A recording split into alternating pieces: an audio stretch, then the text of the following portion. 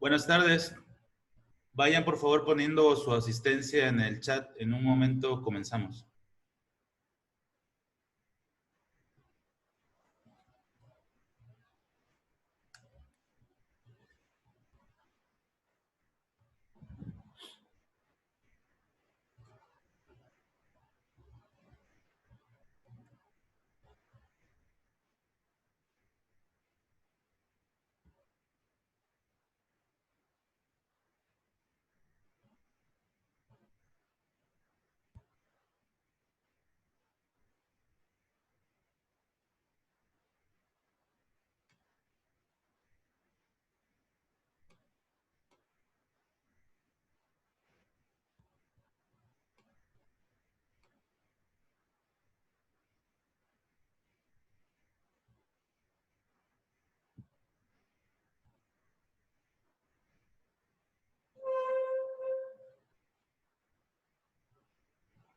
Bueno, pues vamos a comenzar con esta sesión número 28, la última de la semana y bueno, también la última del semestre.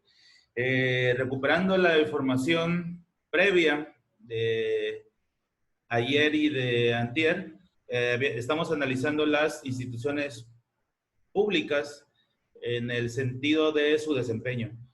Si bien ya sabemos qué son, cuáles son, ahora estamos haciendo un análisis respecto a si están cumpliendo adecuadamente con las funciones que les han sido encomendadas.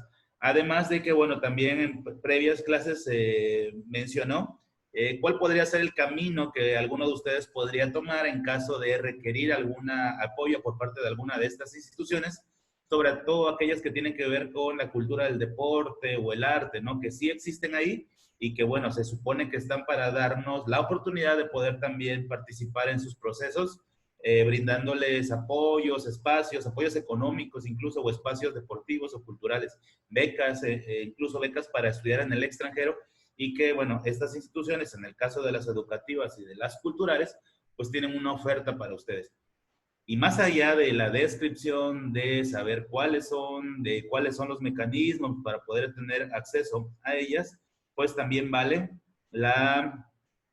el análisis respecto a si responden de manera adecuada a las actuales necesidades. Y en eso estamos. Ya analizamos la parte política, que antes de análisis de la parte política hablamos de que lo que yo iba a decir respecto a cuáles son sus funciones debería de servir para la introducción a su trabajo escrito respecto a las instituciones públicas.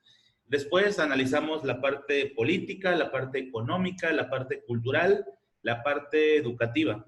Y hoy nos quedó pendiente la parte del sector salud y además hacer un cierre respecto a el funcionamiento de los diferentes rubros de estas instituciones, que ya quedamos que son 5.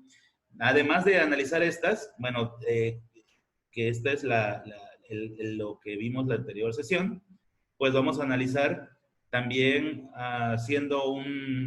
detallando la evaluación para el tercer parcial, que bueno, en este caso será las actividades que les había yo dicho. En caso de que no exenten, es una actividad que sustituye al examen, y en caso para todos, el cumplimiento de la plataforma, que es el día de hoy y mañana, que es el análisis crítico de las instituciones del Estado mexicano. La plataforma se abre a partir de la 1, es decir, cuando acabe esta clase, porque faltaba de hacer este análisis crítico de esta última institución. Y bueno, también considerando eso, que tuvieran esa información, poder hacer la actividad entre hoy y mañana, ¿no? Tienen alrededor de 36, 37 horas para poder hacer la actividad. Se cierra a las 23:59 de mañana. Además, los que no exentan, perdón, pues la presentación del examen, de la actividad tipo examen, según el calendario del tercer parcial, nos toca el viernes 19, dentro de una semana. Igual estaría abierto desde las 0 horas hasta las 23:59 y tendría que cumplir con la actividad número 3, solamente aquellos que no exenten. Esa lista la tiene el CORDE. Y bueno, lo que ya saben, el grueso o una parte importante de la calificación son cada una de las 11 actividades que hicimos en el tercer parcial, que están en Drive, en las carpetas correspondientes, que van desde la 18 hasta la 28 del día de hoy. Y bueno, acuérdense que se pondera el contenido, el haberla subido en tiempo y forma y todo esto, ¿no? Entonces, bueno, eso analizaremos. Espero que nos quede súper claro, porque es la última vez que tenemos sesión. Voy a dedicarle el tiempo suficiente para el cierre, para poder explicar estas actividades, incluso mostrándoles la plataforma, ¿no? De cómo ya está visible la plataforma, a pesar de que se recibe a partir de unas pocas horas. Entonces, bueno, eso haríamos el día de hoy. Vamos a empezar, antes de empezar con las instituciones de salud, me gustaría hacer una aclaración de la anterior sesión en cuanto a las instituciones de salud, perdón, educativas, que fue la última, ¿no? Habíamos quedado como conclusión en el análisis de estas instituciones de salud que el fundamento, la parte teórica, la parte estructural del sistema educativo, pues de alguna u otra manera no está mal, está bien estructurada. Lo que falta es mayor cobertura y que también falta, como siempre en todos los organismos, incluyendo los privados y los públicos, el hecho de que haya corrupción dentro de cada una de estas instituciones. Pero eso son manifestaciones no generales. Y yo no puedo decir que el sistema educativo mexicano es deficiente considerando solamente algunos espacios, algunos contextos. Entonces, el sistema educativo mexicano teóricamente es funcional. El problema se da en dos sentidos, igual que la parte cultural, no hay cobertura para todos, es decir, haría falta un mayor presupuesto para poder hacerle frente a esta demanda social. El Estado difícilmente considera que nuestra población está creciendo y que además son jóvenes que tienen edad estudiantil y que muchos de esos jóvenes están transitando por secundaria, bachillerato y universidad. Por lo tanto, la lógica que debería de venir desde la clase política es ampliar estos servicios, puesto que tenemos una población que tiene una enorme demanda en este sentido. Sobre todo cuando las oportunidades se disminuyen en el sector superior, y no decir en el posgrado. Posgrado me refiero a maestrías, especialidades, doctorados. Ya desde el sector universitario hay un embudo, hay un filtro, y es por eso que muchos jóvenes no encuentran oportunidad para trabajar para estudiar cuando no hay la capacidad económica para pagar una escuela privada. Y bueno, esto genera una percepción de que el sistema educativo en muchos casos no responde, ¿no? Entonces, tiene que ver mucho con la política pública. Es decir, sí podemos criticar el sistema educativo, pero va de la mano de la crítica de la gestión pública, porque al haber mayor presupuesto, al poner diferentes estatutos, diferentes reglas de operación, pues obviamente cambiaría la situación del sector educativo. Y bueno, en plena pandemia, pues el sector educativo también quedó evidenciado que hay dos realidades, ¿no? Por un lado tenemos escuelas que están tomando clases a distancia, como el caso de nosotros, que intentamos hacerlo con la mayor calidad posible, pero pues tenemos zonas rurales, zonas retiradas que ni siquiera hay energía eléctrica, donde mucho menos hay internet. Entonces, bueno, también de alguna u otra manera queda de manifiesto esa enorme necesidad por invertir mayor presupuesto para la detonación, mayor cobertura del sector educativo y por ende calidad. Entonces, bueno, quise regresarme para hacer este cierre respecto al sector educativo. Ahora, hablando ya de las instituciones de salud, que son estas de aquí, las públicas de salud. Qué difícil es hablar de esta situación cuando nos alcanza la realidad que vemos en los medios de comunicación. Estas historias de personas estas historias incluso desgarradoras, ¿no? Donde la gente está perdiendo la vida, donde el sistema de salud no es capaz de responder. Además, ningún sistema de salud en el mundo ha podido de alguna u otra manera responder de manera adecuada, porque responder de manera adecuada ante una crisis de salud sería que no hubiera muertos, por ejemplo, encontrar un tratamiento adecuado, una vacuna. Sin embargo, nuevo variedad de coronavirus, que es el COVID SARS-19, pues tiene al sector salud en el mundo, incluyendo la Organización Mundial de la Salud, en jaque, porque todavía no se encuentra un tratamiento adecuado, todavía no hay una vacuna, no hay siquiera un conocimiento pleno respecto a cómo es este virus. Por lo tanto, todos los sistemas de salud en el mundo pues se han visto incapaces de hacerle frente de manera adecuada a esta contingencia, a este virus, a esta pandemia. Sin embargo, la contingencia ha servido también, igual que en otros rubros, para desnudar las carencias que tiene nuestro sistema. Y lejos de ser una crítica incisiva que únicamente tiene la finalidad de desprestigiar, deberíamos utilizarlo como una plataforma para entender cuáles son nuestras carencias y a partir de ahí tratar de mejorarlas. Cuando hablamos de ser críticos con respecto a las instituciones y en general con nuestra realidad que nos ha tocado vivir, no se enfoca exclusivamente, únicamente a desprestigiar, castigar, sobre todo a través de las redes sociales, a nuestras autoridades. Se trata de alguna u otra manera desnudar nuestra realidad para que a partir de ahí tomemos las acciones necesarias. Se trata entonces sí de criticar al Estado cuando intenta ocultar cifras, cuando te dan versiones que no corresponden con la realidad. Eso sí es nuestro trabajo. Eso sí, hacia allá debe de ir la carga de la crítica del sector social, porque como vimos en temas anteriores, el Estado mexicano está integrado por el gobierno, pero la parte más importante del Estado mexicano es la población. Somos los que en número, en mayoría, somos más de estos casi 130 millones de mexicanos. Entonces, sí es nuestra labor, alzar la voz, manifestar que las cosas no están tan bien como luego oficialmente quiere hacer parecer el gobierno. Por un lado tienes a las conferencias del subsecretario de Educación, de Salud Pública, perdón, Hugo López-Gatell, mencionando acerca de que se han tomado las medidas necesarias, que se han importado equipo médico, que se están comprando ventiladores, que se están habilitando más camas, que están dando pues una respuesta adecuada a la pandemia. Cuando menos ese es en el discurso lo que parece, a través de los diferentes medios que utiliza el Estado. Pero por otro lado tienes la realidad de la gente. Tienes ya no la versión del gobierno, tienes la versión del pueblo.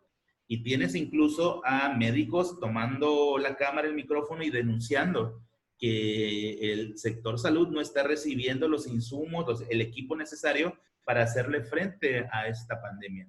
Y más allá del discurso, lo que siempre debemos de ponderar es el número, es el dato. Y los datos son brutales. 1 de cada 4 enfermos de COVID pertenece al sector salud. ¿Qué interpretación cualitativa le podemos hacer a este número cuantitativo? Si 1 de cada 4 se están enfermando en el sector salud, ¿qué conclusiones podemos sacar? ¿Qué luces nos está dando este dato? Porque para eso es la estadística, para eso es el número, para sacar conclusiones. Pues nos está diciendo que el sector salud no está equipado lo suficiente, no tiene el material de protección adecuado y suficiente como para poderle hacer frente a el virus, para poder atender a los enfermos. Imagínate el nivel de estrés. Yo sé que algunos de ustedes tienen familiares que están trabajando en el sector salud. Imagínate el estrés cuando tienes que ir a trabajar y que además de infectarte tú, está el riesgo de que al regresar a tu casa infectes a tu familia, a tus seres más queridos, a tus hijos, a tu esposa, a tus padres, a tus abuelos, a los adultos mayores que son personas susceptibles. Imagínate ese estrés. Bueno, con ese estrés está luchando el sector salud en este momento. Lo que quiero hacer es hacer una diferenciación entre las instituciones, que son algo rígido, algo frío, que no son personas, son instituciones, y que tal vez tienen mal manejo por parte de sus directivos, que tal vez sea insuficiente el presupuesto que tienen para hacerle frente en general al sistema de salud y concretamente a la contingencia que estamos viviendo. Y otra cosa son las personas que trabajan en el sector salud, que todos los días están haciéndole frente a esta pandemia de la mejor manera posible.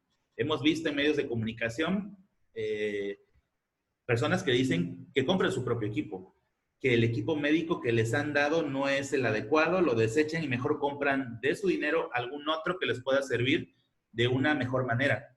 Personas hemos visto también en videos, gracias a la apertura de los medios de comunicación y las redes sociales, hemos visto médicos incluso del IMSS que utilizan plásticos y bolsas y que ellos mismos de alguna u otra manera pues adaptan diferentes insumos para poder hacerle frente al contagio. Entonces, eso es lo que hay que resaltar. Y no podemos, como muchas personas, criticar a los trabajadores del sector salud. Están haciendo un súper esfuerzo. Más bien deberíamos darle un súper reconocimiento por el trabajo que están haciendo día a día. Y que a lo mejor hay una situación criticable de una o dos personas, pero no es la generalidad. El sector salud en este momento está librando una batalla día a día. Y por otro lado, enoja mucho que los representantes administrativos, que la parte administrativa, incluyendo al presidente de la República, minimice el esfuerzo que están haciendo, que minimice las necesidades que tiene el sector salud, porque eso es lo que no se vale. Lo que no se vale es minimizar las carencias, puesto que si las minimizas, si no las consideras, pues significa que no vas a tomar las medidas necesarias para hacerle frente. Y es ahí donde vamos a analizarlo, porque hay un presupuesto de alrededor de 2.5% del Producto Interno Bruto al sector salud, pero ante esta contingencia, el resto de los países del mundo tomaron la decisión de brindarle mayor presupuesto al sector salud para hacerle frente. Y en el caso de nuestro país, pues nos quedamos con ese mismo presupuesto. Hay donaciones por parte de empresarios. A mí me parece fabuloso y hay que decirlo aquí, la Fundación Carlos Slim, cerca de 1,000 millones a través de insumos, infraestructura, para apoyar al gobierno en la contingencia. 1,000 millones. Grupo FEMSA, diferentes asociaciones han hecho donaciones y los médicos te dicen que ellos no ven físicamente la traducción de ese dinero, de esas aportaciones en los insumos que están recibiendo. Y es ahí donde habría que analizar a profundidad el sector salud. Una cosa es el discurso hablado, lo que se dice, y otra cosa es la realidad que están viviendo todos los días los que están inmersos en esta problemática. Y bueno, valga esta introducción para hacer el análisis del sector salud, que incluye a estas principales instituciones, de las cuales el Instituto Mexicano de Seguro Social acapara a cerca del 90% de los enfermos de COVID. Es decir, es la institución que más hospitales abrió para hacerle frente a la contingencia. También es el que más espacios tiene para hacerle frente a la contingencia. Y cuando digo espacios me refiero a clínicas, a camas, a ventiladores, para hacerle frente. Por esa misma razón es que 1 de cada 4 enfermos del sector salud, de los que tienen COVID, pues la mayoría pertenece al IMSS, porque son los que mayormente le están haciendo frente a esta contingencia. Y no es porque sean, estén destacando, es que son los que tienen mayor cobertura. Es de estas instituciones de salud, es la subsecretaría que tiene mayor número de doctores, enfermeros, camas, hospitales, ¿no? Entonces, bueno, valga esta como introducción para hacer un análisis a partir de aquí respecto a las instituciones de salud. Lo que les decía hace un momento, parece que hay una incongruencia entre la cifra, entre el informe por parte de la Secretaría en relación a lo que los doctores están haciendo. Parece que hay dos realidades.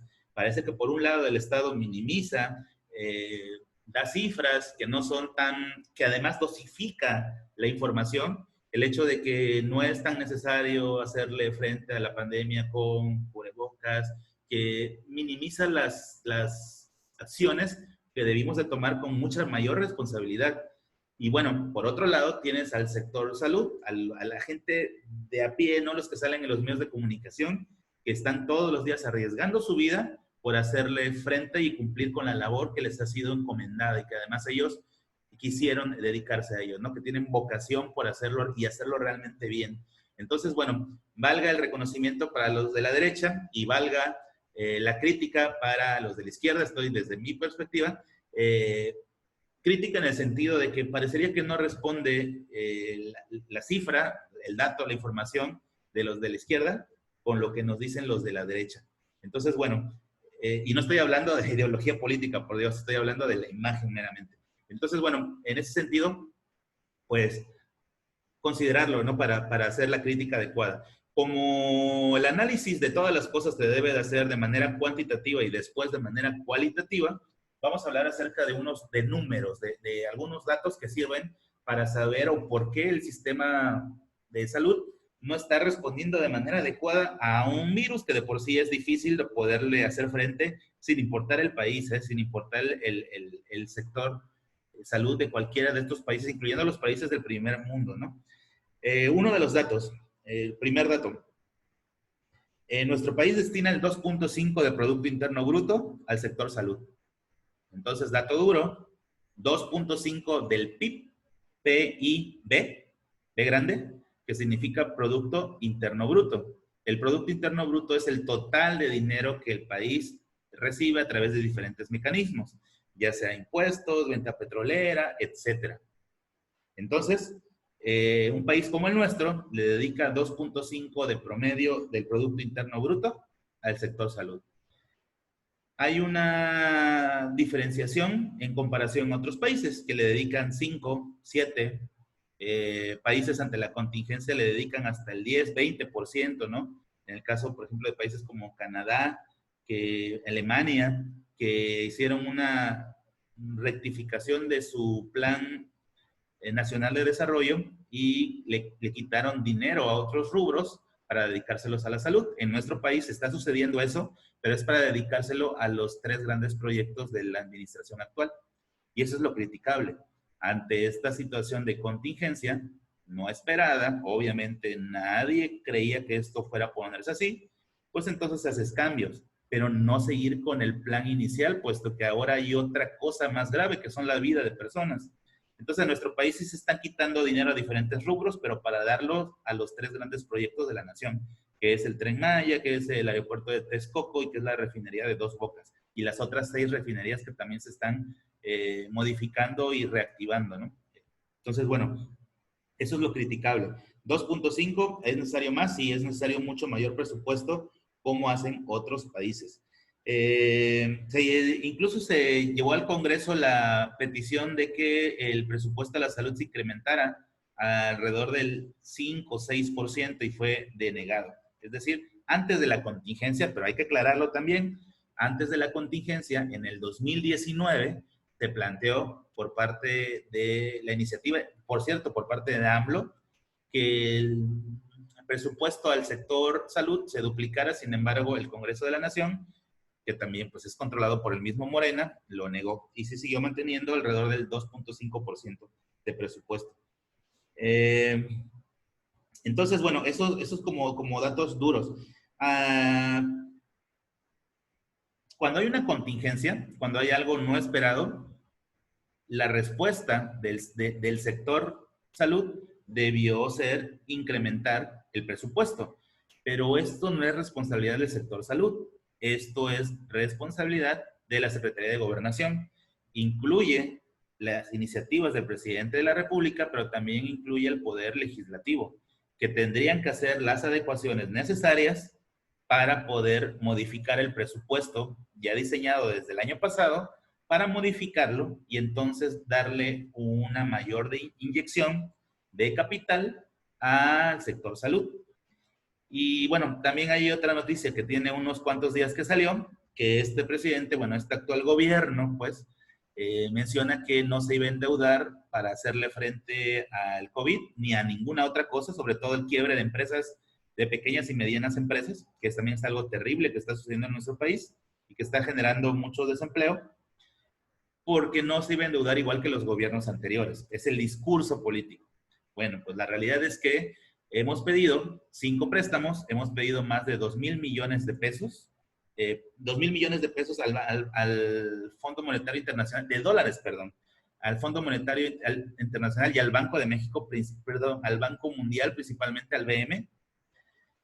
Y lo que molesta mucho es que de ese dinero que se ha pedido, no se ha destinado una parte a las instituciones de salud. Eso es lo criticable. Ese es el por qué estamos pues, manifestándonos a través de diferentes medios hacia esta arbitrariedad.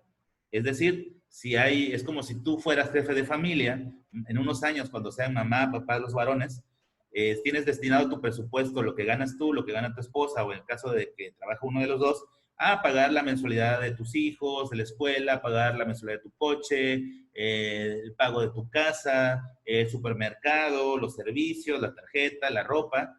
y de repente uno de tus hijos se enfermara de manera muy grave y decidieras no modificar tu plan y no atender la situación de emergencia, la situación de contingencia, lo no esperado.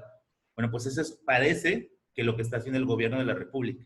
Y eso es lo que estamos como que denunciando a través de diferentes medios, pues todos, ¿no? Los que nos damos cuenta de la situación. Y les repito, no es una percepción, es más bien irte a los datos y a los números. Entonces, bueno, eso como parte del problema. Vean, en el caso de el dinero que se ha destinado en los últimos años al sector salud. Bueno, está desde el análisis desde el 2013. Recordar que en el 2013, 14, 15, 16, 17 y casi todo el 18, pues se le atribuyen al sexenio de Enrique Peña Nieto. Porque acuérdense que Andrés Manuel llega al poder el 1 de diciembre de 2018, prácticamente al final del año. Y aquí están los números y los datos. Las cifras que están abajo son en millones de pesos. Ahí, aquí está la aclaración arriba de la diapositiva. Entonces, bueno, si se dan cuenta, pues no hay un incremento notable respecto al año anterior. Lo que sí prevalece es la dinámica de aproximadamente subir el presupuesto 5% cada año con respecto al año anterior. Pero eso tiene que ver con el crecimiento de la población. No es tanto que se destine más dinero, sino lo que significa que hay más personas para darles cobertura. Entonces, ese incremento, por ejemplo, del 7.2% del 2015 respecto al 2014, responde más bien a una creciente necesidad de la población y no tanto a una contingencia, como es el caso del COVID. Y todo el mundo esperaba que en el 2020, debido a la contingencia, pues se modificara esa cantidad de presupuesto y bueno, la realidad es que no se ha modificado, se ha pretendido seguir ante la misma situación a pesar incluso de los préstamos por parte del Banco Mundial, como ya les he mencionado. Otra variante para poder analizar también esto de la salud es esta de aquí, ese es el presupuesto.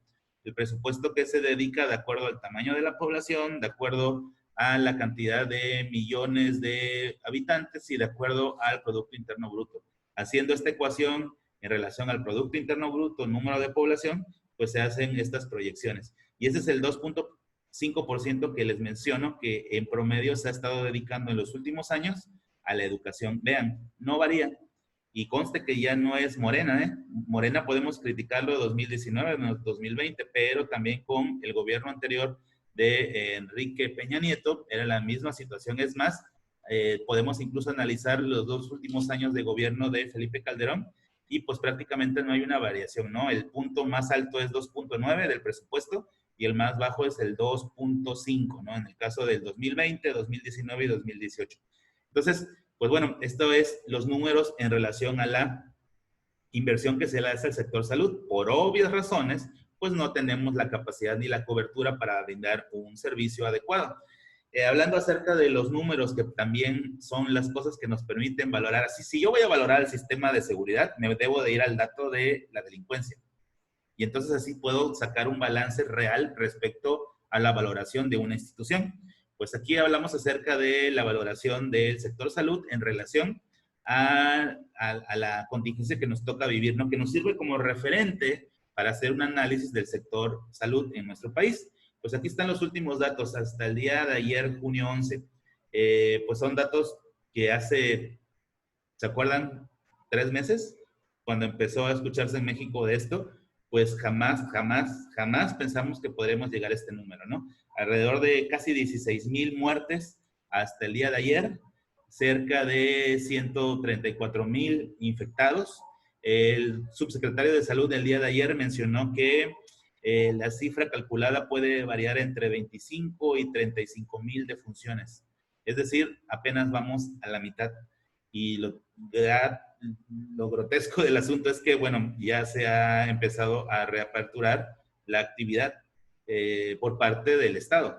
Entonces, bueno, es un dato que debería de ponernos así como que en alerta y más allá de lo que digan los medios de comunicación o que mencione el sector salud o incluso el propio presidente, pues deberíamos de tomar una decisión un poco más razonada, ¿no? Un poco más, haciendo una reflexión incluso mayor respecto a esta realidad que por obvias razones el Estado intenta minimizar y que siempre ha sido así, pues para no tener una percepción negativa por parte de la sociedad, ¿no?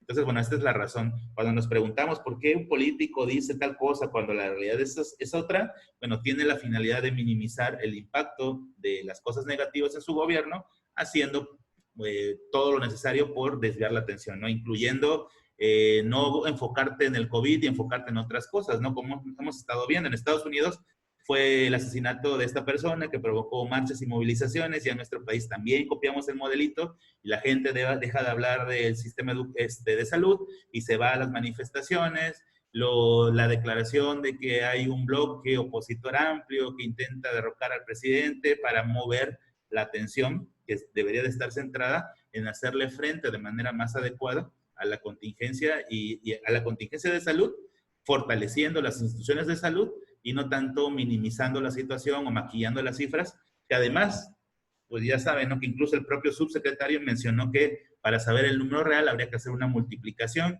que primero dijo que el total de infectados por 8, luego mencionó que por 12.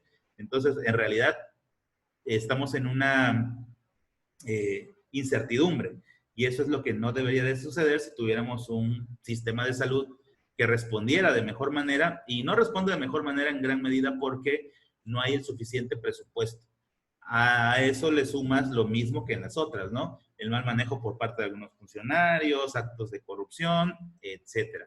Entonces, bueno, al final, y de manera muy trágica, pues el balance termina siendo negativo. No hay cobertura suficiente, pero haciendo la aclaración que mucho de esto tiene que ver con las políticas públicas del país y no tanto con las instituciones meramente. A manera de conclusión general, más allá de las de salud, tendríamos que denunciar, declarar, afirmar que muchas de estas instituciones del Estado no están al nivel de las exigencias de hoy en día, y en gran parte tienen que ver por la gestión política. Es decir, porque los encargados del presupuesto, de reestructurar las instituciones para darle una mejor atención al pueblo, pues no se están atendiendo de manera adecuada. Y es algo que nos pasa en este gobierno, y nos pasó en el anterior, y nos pasó en el anterior, y en el anterior, y en el anterior, y me puedo seguir en toda la historia de nuestro país. Y entonces se trata de que, pues ahora, a diferencia de otras generaciones, tenemos la herramienta de los medios de comunicación, las redes sociales, en donde ahora, por más que alguien diga esto es así, siempre hay otro u otros que mencionan otra versión y que tal vez deberíamos también de considerarlos para sacar nuestras propias conclusiones. Entonces, bueno, eso a manera de cierre por parte de las instituciones de gobierno. Las actividades para el día de hoy son estas que están aquí. Son las notas respecto al análisis del sector salud, que son estas de acá, que vimos el día de hoy a partir de aquí. Y además, la preparación para el trabajo que es para el día de hoy y mañana, que ya está en la plataforma a partir de la 1 de este día. Y bueno, hacer la aclaración respecto a los criterios de evaluación nuevamente, aunque ya los vimos. Lo primero, y que tiene más valor para todos, son las actividades en Drive. Las evidencias de clase, que en este caso son 11 del tercer parcial, que va de la sesión número 18 hasta la 28, desde el 21 de mayo hasta el 12 de junio, en donde se va a considerar 40% aquellas que cumplan con las 11 y que además estén colocadas en las carpetas en tiempo y forma, es decir, con el contenido adecuado y en las fechas que les correspondía. El hecho de no haberlo hecho, ya lo hemos dicho más de una vez, porque se me fue a internet, porque no me pude conectar, por lo que sea, salvo esas excepciones, se notan claramente. Es decir, siempre cumples y un día subiste al siguiente día a las 2, no hay ningún problema. Si tienen un problema más grave, ya saben que es a través de la coordinación, y la coordinación se pone en contacto con nosotros y vemos no afectarlo siempre y cuando haya una justificación. La otra parte importante de mucho peso es el examen, o el equivalente al examen, que en este caso es un trabajo escrito sobre qué son las ciencias sociales. Involucran todo el semestre, todo lo que hemos visto. Esa actividad la exentan aquellos que tengan 9.5 y 10 de calificación. Entonces, la actividad únicamente la hacen los que tengan menos de 9.5 de promedio. Esa actividad es el día que nos toca el examen, que es para introducción a ciencias sociales, el día viernes 19 de junio, desde las 0 horas hasta las 23:59. La voy a aperturar obviamente unos días antes, no hay ninguna restricción, pero sí les recomiendo que la hagan el día que les corresponde para que le dediquen el tiempo suficiente a las otras asignaturas. Y por otro lado, la actividad que está en plataforma y que también es para todos y que vale 20%, son el análisis de estas clases que tienen que ver con las instituciones del Estado mexicano. ¿Dónde saco esa información? Va desde las últimas sesiones.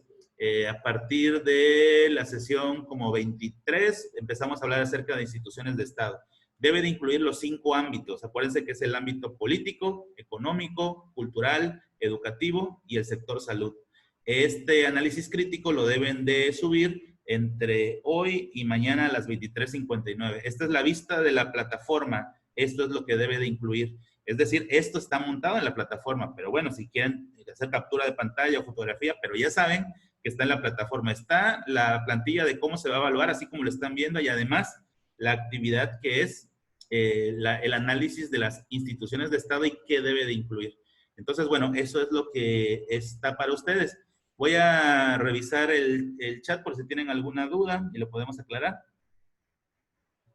Sí, todas las sesiones las ponemos en YouTube con una diferencia de unos 30 minutos entre la clase en Zoom y la de YouTube. Chequen bien la plataforma, Emily. Mejor porque está visible a partir de la 1 y faltan unos minutos para que dé la 1. Emily, que pregunta eso, que no es visible la plataforma, tiene que ver con eso. La otra pregunta de si van a estar las actividades a partir de unos 30 minutos en YouTube. ¿Qué más? El trabajo debe de ser al menos de 2, 3 cuartillas. Puede incluir imágenes, acuérdense que los trabajos escritos sí, pero hay quien incluso se ha contactado conmigo y me ha pedido hacer ensayo y los ensayos entonces no llevan imágenes. Entonces, bueno, eso nada más para las dudas que estoy viendo ahorita.